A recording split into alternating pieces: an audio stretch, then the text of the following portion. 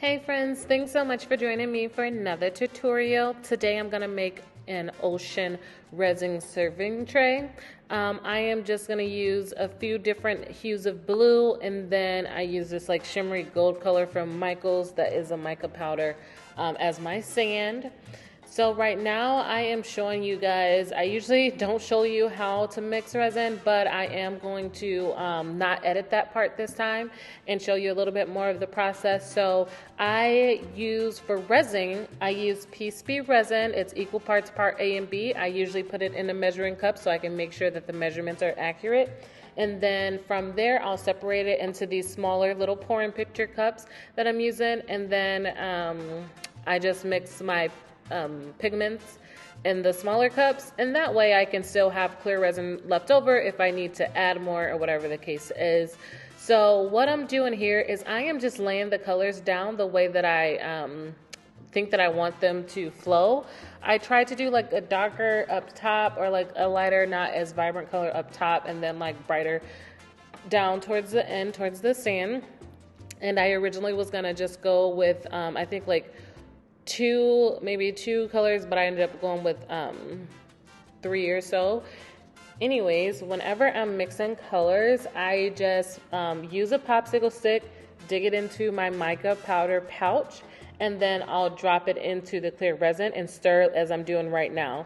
So this just gives me more control over how much pigment I'm using in each little cup. You just want to be mindful to never use more than 10% of additives. So whether you're using mica powders or alcohol inks or whatever additives you're using, never use more than 10% in the resin. It will cause the resin to not cure properly, and that's the last thing you want after you've worked so hard on such a beautiful piece. So just keep that in mind whenever you're adding anything to your resin. So now I am just trying to fill out my tray mold here. This mold is from Amazon, I believe. Yeah, I believe it's from Amazon. It's just one of the really random ones I got. To be quite honest, I thought it was going to be a lot bigger. It's not very big, which it's fine, whatever. But I just didn't add handles just because I didn't think that like it's big enough to add handles. So right now what I'm doing is I'm just trying to utilize all the resin that I poured. I am team small spaces, also team not wasting anything. And I knew that I wanted to blend these colors, so I am preemptively using the rest of the little drips of resin that I have to smear across the other colors because I wanted them to blend and look as one anyways. I didn't want any defined lines at the end of my piece. And so another thing that I did earlier that I didn't mention, I try a lot of times, like, okay, right now I'm using a heat gun to pop bubbles but also blend colors.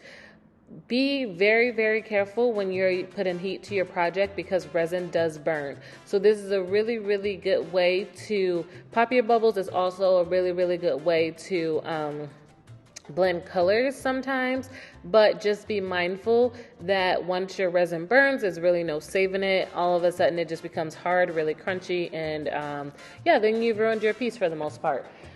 So just be mindful whenever you're putting heat to your projects. There's other way to mix resin. You can use the popsicle stick, you can use the little silicone brushes or things like that to mix your resins to make your colors blend a little bit more. And looks like that's what I am doing now because I just didn't want defined lines in my project. Like I didn't want you to be able to see where one stopped and another started. Nonetheless, that kind of is what ended up happening. I didn't mix enough, but I also didn't want it to be one blurry mess. Like I didn't want all the colors to just become one. Like I wanted defined colors. And so that's the look that I was kind of going for here. Nonetheless, this is all I did for this project, guys. I will link everything that I use in the description box below, along with PSP Resin, my favorite resin company.